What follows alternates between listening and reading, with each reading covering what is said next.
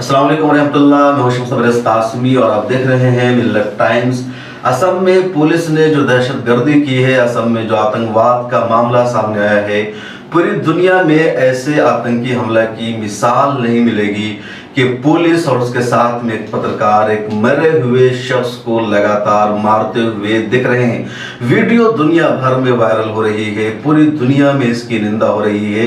जो मंजर लोगों ने इराक में, सीरिया में, अफगानिस्तान में, लीबिया में नहीं देखा था, वो मंजर भारत के आसाम में लोग देख रहे हैं कि किस तरीके से एक शख्स जिसको पहले ही पुलिस ने गोली मार रखा है, उसके सीने में गोली लगी हुई है, निशानात मौजूद है, वो शख्स जमीन पर लेटा हुआ है और फिर पुलिस उसे डंडे से मार रही है और एक फोटोग्राफर लगातार कूद कूद कर उसको मार रहा है। इस शख्स के दिल में कितनी नफरत भरी हुई है या कहां से इसने मुसलमानों पर हमला करने की ट्रेनिंग ली है, उसकी मिसाल नहीं दी जा सकती है, सोचा नहीं जा सकता है। यह शख्स लगातार एक मुर्दा शख्स पर कूद कूद कर हमला कर रहा है और इससे अफसोस भी नहीं है, इससे कुछ फिक्र भी नहीं है कि इसके साथ आगे क्या कुछ होने वाला है। बहरहाल वो शख्स जो वहां पर मुर्दा पड़ा हुआ है उसका नाम है मोइनुल हक।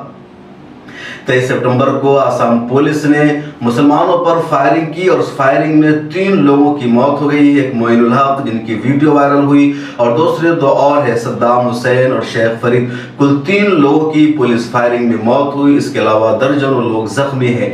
पुलिस का दावा है कि हमारे लोग भी कुछ जख्मी हुए हैं। पुलिस इसलिए फायरिंग की कि लोगों ने उधर से हमारे लोगों पर पथराव किया, लेकिन इसके कोई बाज़ाब्ता सबूत नहीं मिल पाए हैं। बहरहाल ये पत्रकार जो फोटोग्राफर है और इसका नाम विजय शंकर बनिया, 30 साल इसकी एज है और दरंग डिस्ट्रिक्ट में ही ये एडमिनिस्ट्रेशन के साथ काम करता है, फोटोग्राफर के तौर पर अपनी जिम्मेदारी निभाता है।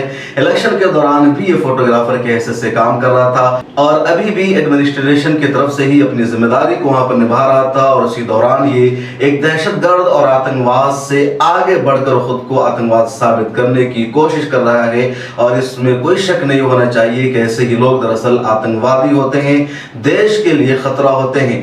शदीद दबाव होने के बाद, हंगामा होने के बाद, ट्विटर पर हैशटैग चलने के बाद देर रात असम पुलिस ने इसको गिरफ्तार कर लिया है। इसकी गिरफ्तारी के बाद इस पर क्या क्या चार्जेस लगाए गए हैं उसकी भी मुकम्मल तफसीलात सामने नहीं आई है, लेकिन कंफर्म है कि इस पर यूएपीए नहीं लगाया गया है, इस पर एनएसए नहीं लगाया गया है, सेडिशन का चार्ज इस पर नहीं लगाया गया है क्योंकि मुसलमान है। बहरहाल आसाम के लोगों का जुर्म क्या था, वो क्या कर रहे थे और क्यों पुलिस ने उन पर फायरिंग कर दी, ये जानना जरूरी है। और ये सब जो कुछ हुआ वो असम के चीफ मिनिस्टर हेमंत बिस्वा शर्मा के इशारे पर हुआ। दरंग के जो एसपी है सुशांत शर्मा, वो हेमंत बिस्वा के भाई हैं। पुलिस वालों से वहां के लोगों ने कहा, हमारे रिपोर्टर शेरजुर रहमान वहां मौजूद है, उन्होंने और कई लोगों ने बताया कि वहां के लोगों ने पुलिस से जाकर कहा कि हमें यहीं पर रहने दीजिए, हमारे पास रहने के लिए कोई जगह नहीं है, कोई ऑप्शन नहीं है, कुछ दिनों का मौका दीजिए। लेकिन पुलिस ने कहा कि हम वही करेंगे जो हमें ऊपर से कहा गया है, हम उसी ऑर्डर को फॉलो करेंगे जो हमें सरकार ने कहा है और हम यहाँ से खाली हाथ नहीं जाएंगे। और उसके बाद पुलिस फायरिंग कर देती है, लाठी चार्ज करती है और निहत्ते बेगुनाह मुसलमान उसमें मारे जाते हैं। 3 की मौत हो जाती है, 10 जख्मी हैं जो गुवाहाटी और दीगर जगहों पर मेडिकल कॉलेजेस में, हॉस्पिटल में भर्ती हैं, उनका इलाज हो रहा है।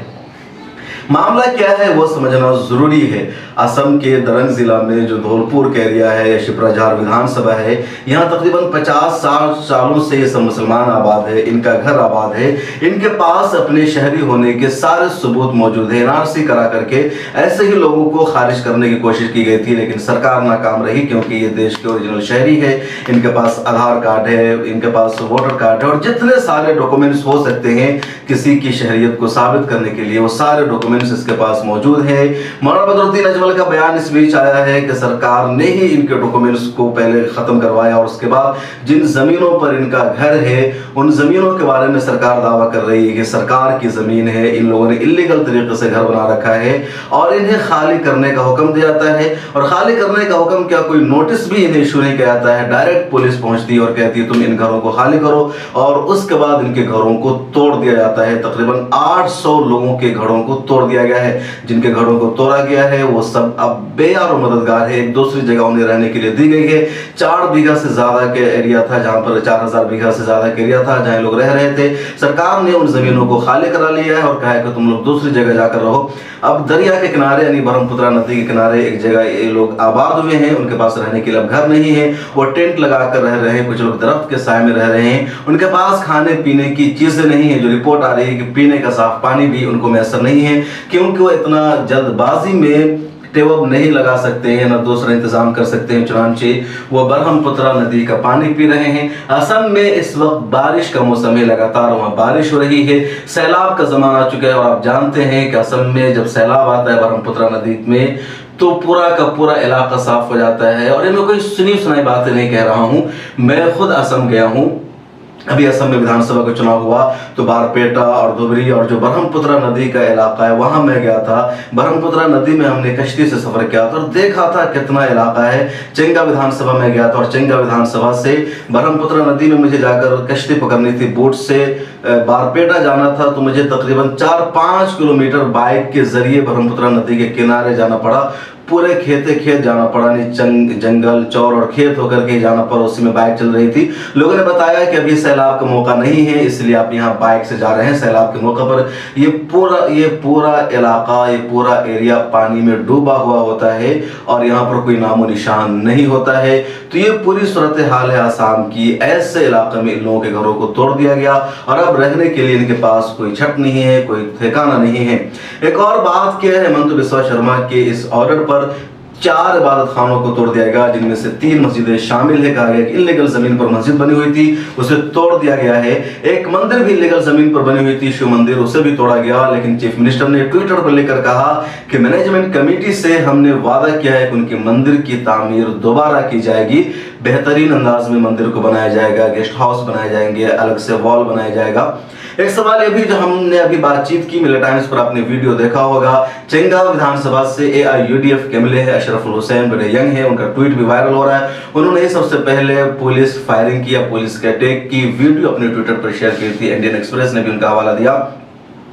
उन्होंने कहा कि जो लोग रह रहे हैं वो वहीं के शहरी हैं और जिन लोगों को सरकार ये जमीन खाली कराने के बाद खेती के लिए देना चाहती है वो भी असम के बाहर के लोग होंगे। लेकिन इन्हें जिंदगी जीने के लिए, इन्हें रहने के लिए घर चाहिए और इनका ज्यादा हक बनता है।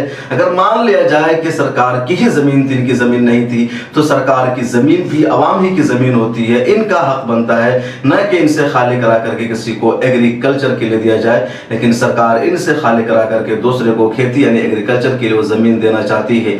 अब अंदाजा लगाइए कितना बड़ा आतंक का मामला हो गया और प्राइम मिनिस्टर चुप है, होम मिनिस्टर चुप है, असम के चीफ मिनिस्टर भी चुप है। अब तक उनका कोई ट्वीट नहीं आया है जो सॉलिडेरिटी देखा है, वो इजहार यकजहती देखा है कि जिन फैमिलीज की मौत हो गई है पुलिस की फायरिंग में, जिनके साथ हुआ है। अमेरिका में हमारे प्राइम मिनिस्टर वज़ीर आज़म नरेंद्र मोदी साहब बातचीत कर रहे हैं कि हमें दहशतगर्दी से निपटना है, दहशतगर्दी को खत्म करना है, हमारे लिए सबसे बड़ा संगीन मसला है। और ये दहशतगर्दी खुद भारत में और भारत के आसाम में पिनप रही है और वहां पिनप रही है जहां बीजेपी की हुकूमत है। और इस दहशतगर्दी का आदेश खुद बीजेपी के मुख्यमंत्री हेमंत साहब दे रहे हैं। इस पर क्यों रोक नहीं लगाई जा रही है? दिल्ली में असद ओवैसी के घर पर हमला हो जाता है, उन लोगों के खिलाफ कोई सख्त कार्रवाई नहीं की जाती है। इस वक्त 2 मामले हैं जो सबसे ज्यादा सुर्खियों में और कई सारे इश्यूज है देश में, लेकिन इस मामले को लेकर के जो असम में बर्बरता हुई है पूरी दुनिया के लोग परेशान हैं और आज हिंदुस्तान के अलग अलग इलाकों में लोगों ने इसको प्रोटेस्ट भी किया है। खुद असम में बहुत सारी ऑर्गेनाइजेशन, आमसू ने और दूसरी जो नॉर्थ ईस्ट की ऑर्गेनाइजेशन है, माइनॉरिटीज की ऑर्गेनाइजेशन है, उन सब ने प्रोटेस्ट किया है। दिल्ली में फ्रंटरेटी मूवमेंट ने प्रोटेस्ट किया है। कई सारे लोगों ने इस मुद्दे के खिलाफ आवाज उठाई। ज्यादातर लोगों को प्रोटेस्ट भी नहीं करने दिया गया। दिल्ली में असम भवन के पास लोग प्रोटेस्ट करने पहुंचे, पुलिस ने फौरन उन्हें डिटेन कर लिया। असम में लोगों ने चीफ मिनिस्टर हेमंत बिस्वा का पुतला भी जलाया है। इस तरह से प्रोटेस्ट हुआ है। लेकिन एक खास बात जो नोट करने की है कि इतना बड़ा असम में मामला हो गया लेकिन कोई मजबूत आवाज इनके सपोर्ट में नहीं दिखाई देती है। कांग्रेस सबसे बड़ी अपोजिशन पार्टी कहलाती है, लेकिन कांग्रेस ने इस मामले पर कोई तवज्जो ही नहीं दी। कल जब कत्ल हो गया और ट्विटर पर हंगामा हुआ तब राहुल गांधी का ट्वीट आता है या दूसरे लोगों ने ट्वीट किया, लेकिन उससे पहले जब 800 लोगों को बेघर कर दिया गया, उनके घर तोड़ दिए गए, मुनहदम कर दिया गया, वो नदी किनारे रहने पर मजबूर है। तस्वीरें आप देखेंगे तो हैरान रह जाएंगे, कितनी भयावह तस्वीरें हैं, खतरनाक मंजर है। लेकिन कांग्रेस में सन्नाटा था उन दिनों। मैंने कांग्रेस की जो रियासती यूनिट है असम की, वहां के जिम्मेदार है, उन सबको चेक कर रहा था, किसी ने कुछ नहीं लिखा हुआ था। बीजेपी तो कर रही है तो उनसे कुछ तवक्को ही नहीं है। दूसरी पार्टियों ने भी इस पर ज्यादा तवज्जो नहीं दी। सवाल सबसे अहम यही है कि अगर कुछ मुसलमानों के साथ होता है तो उसे सिर्फ मुसलमानों का मुद्दा बना दिया जाता है और दूसरे लोग क्यों साथ नहीं आते हैं। और ये मुसलमानों का मुद्दा नहीं है, ये सब का मुद्दा है, ये ह्यूमन राइट्स का मसला है, इंसानियत का मसला है। जो लोग असम में रह रहे थे, जिनके घरों को तोड़ा गया है, वो असम के शहरी है, उनके पास डॉक्यूमेंट्स है, उनके पास सारे सबूत है, इसलिए उन्हें नजरअंदाज नहीं किया जा सकता है और सबको साथ आने की जरूरत है। एक और बात जो बताना है कि ट्विटर पर जो बीजेपी का IT सेल है वो ये प्रोपेगेंडा फैला रहा है कि लोग जिनके घरों को तोड़ा गया है ये इंडिया के ओरिजिनल शहरी नहीं थे, इसमें से कुछ रोहिंग्या यानी म्यांमार से आए हुए थे, कुछ बांग्लादेश से आए हुए थे। ये सब सफेद झूठ है, फेक है। इन सब के पास डॉक्यूमेंट्स मौजूद है, ID कार्ड मौजूद है, इंडियन शहरी होने का मुकम्मल सबूत मौजूद है। जैसा कि हमने पहले आपको बार बार इस बात का तस्करा किया है, तो सब के सब इंडियन शहरी यानी अपने ही शहरियों पर, अपने ही लोगों पर असम के मुख्यमंत्री हेमंता के ऑर्डर से फायरिंग की गई।